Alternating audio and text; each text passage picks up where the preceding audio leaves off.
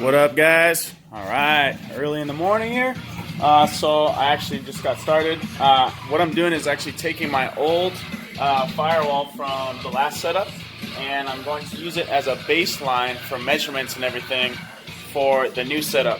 Okay, so as you can see, I just set it in place right here. So the plan is to have the wall come up like this, and then this area right here is going to be a flat set right there, right across. That way I can put a reinforcement bar in between the two struts right here, and then this section here is all going to be Lexan. So I got my Lexan piece up there in the corner. That way I have a nice shelf right here, and I can put all my bulkhead fittings on top of that to make install, maintenance and everything nice and easy to get to and everything. Alright, so I just use a dry erase marker just to roughly figure out where it's going to go, and I use dry erase because I want to reuse this for my other car, so this way it can just be erased right off there. So I can use this for a little template and draw it onto my cardboard down there and go from there. You can see I just did the sides right here, and the reason this works so well is because it's clear. So see that, and then I just did this side as well. That way I can kind of just trace it straight on and then add the additional length on the bottom. Next I'm going to do the top line, and then I'll cut it out and test fit it. Alright, so you see I got a setting in here. I'm going to do one side at a time. That way I can make sure that everything fits really well on one side, and then alter the other side to make sure that side fits really well based off of a side that fits. So as you can see, it's a little bit too high. That's okay. So I marked off where I want it to sit, and then as you can see right down here, it's going to touch right there. So I'm going to trim off that. So I marked that as well, and go back down here and make the alterations and see how it fits again. After making the first round of trims, I guess you could say, it fits pretty good, but it's a little bit too far over this way, but I left it long. That way I can kind of fix that side. As you can see, the top here is sitting right there close to the center right there, and this one is a little bit too far over to the left. So yeah, I'm gonna start trimming that side. Don't want to trim too much on this side because you'll end up where you have gaps where you don't want them. Oh man. Okay, so the first one came out pretty decent, if you guys can see this. It fits decently well, but let me show you the other side. I have a slight gap down here, which I don't like, and I really want it to fit real nice. That way it can just sit in the position that it's going to sit when I'm mocking other things up. And this side fits pretty good. So what I'm going to do is trace this piece onto another piece of cardboard and then cut it out, but then add in the gaps here. That way I have a nice finished piece that I can do all my baseline stuff off of.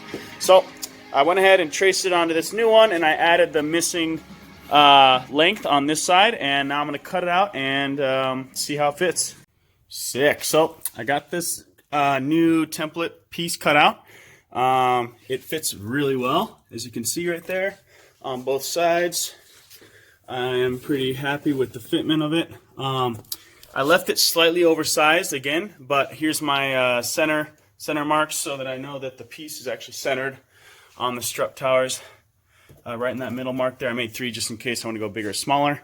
But anyways, I left it slightly oversized so that if we need to, we can still trim it down.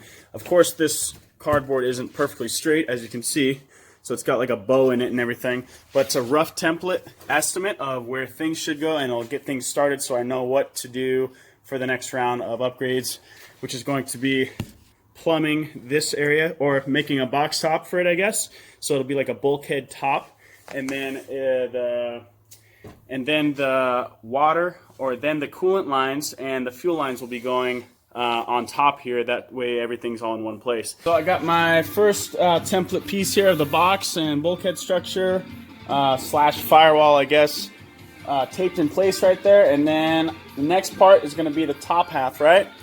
So I was like, okay, well, how do I get this shape right here, and how am I going to trace that onto here in the best way possible? And weirdly enough, I have this Lyle funnel right here, and it's kind of round, and I was like, oh, let me see if that fits on top. And funny enough, it fits almost perfectly right on top. So I'm going to go ahead and trace this circle onto the cardboard down here, this cardboard, and see how it fits. Looks kind of crappy right now, but I think this is actually going to work. What I'm going to have to do is actually lower this piece here, maybe like a 1/2 inch or 1 inch. That way it can get all the way across nice and even. I'm not trying to do any specialty bends or anything. I want it to be as simple as possible, especially in the construction. That way, if we ever have to replace it, you know, it's going to be just as simple on that part. Probably sit right around there.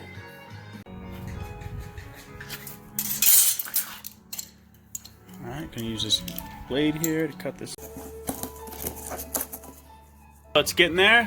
Still need to sort this part out. This is probably going to come down lower, and then I'm not sure if I want to block this so it comes down into there, or if I'm going to come straight across, or what's going to happen right there. But I'll figure out a decent solution. It'll probably just come to me in the moment. Hit a little bit of an obstacle. I'm going to have to take off the hatch. It's getting in the way of my templates over here.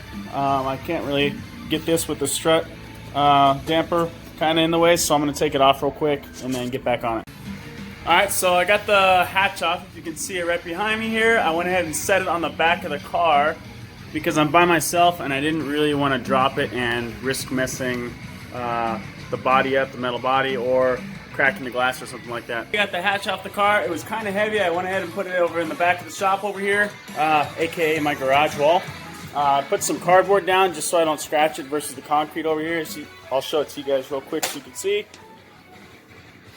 So there's some cardboard down there just to protect the paint versus that in the concrete. I really don't like to put metal onto stuff like that because it moves around, gets pushed or whatever, then it scrapes it up or chips the paint. New plan of attack, instead of just doing this single small little template like this for the strut towers, I'm going to go ahead and do one big piece. I'm going to trace my small one onto it once I get the right fitment, and then we'll go from there.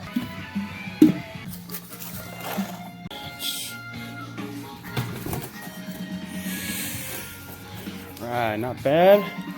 Initial. Sit a little bit more flat like this. Woo-wee! Alright, pretty excited about this. So I got the top piece trimmed almost nearly exactly where I want it. Now I got to remember that this is going to be made out of metal, right? Steel or aluminum, so I need to make sure that those bends and these warps are actually able to be done in the steel or aluminum sheet that I'm going to be using. It shouldn't be a problem to bend it to this. Of course, you know, I'm not a fabricator necessarily. I don't weld or anything like that. I should probably start, but that's a different topic. Anyways, yeah, I'm pumped on the way this has come out so far. So this box structure will have a tube on the inside of here connecting both strut towers for a little bit more reinforcement left to right on the strut towers because this chassis is pretty weak. Also, these cars are damn near 20 years old, so you got to remember that these chassis have been sitting for how long, so you want to make sure that everything is structurally sound, you know? All right, so this is where I'm at right now. We're going to be putting, or trying to mock this section right here up to get a template so that I can cut the Lexan firewall. So a hard thing to do is to get that shape because where I want it to go is going to be up in between here. There's like a little shelf down here if you can see it. And then it's got a contour to this nice edge right here, so it fits nice and smooth. But that's pretty hard to get for just like your average like freehand or whatever. So I got this piece of cardboard, right? I'm gonna put the cardboard right here and then kind of give myself some space down here. So that's why I folded it a couple times because it's actually gonna sit a little bit down there. And then I'm gonna smash this with my hand and it's gonna outline the edges right on the cardboard, and then I'll have my shape. Then I can trace it, cut it out, see if it fits.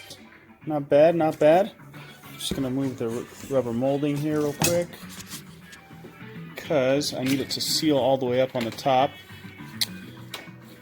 So that angle's gonna go like that. Alright, so if you can see from the side, it's not perfectly straight, so it comes up over like that. If you can see that bend there, especially if you look on the other side. So it needs to seal along that seam there. That's going to be the hard part, is getting that shape right. So just going to keep working at it, see what I can come up with. Getting a little bit frustrated with not having like a straight surface, I guess you could say, like good material. So I went to Walmart, or not Walmart, where is this place? Where did I go? Oh, I went to Michael's. It was Michael's, and I got this poster board here. It's a fold out. I should be able to use it for a couple different things. So I'm going to split it in half right down the middle and get started on this thing.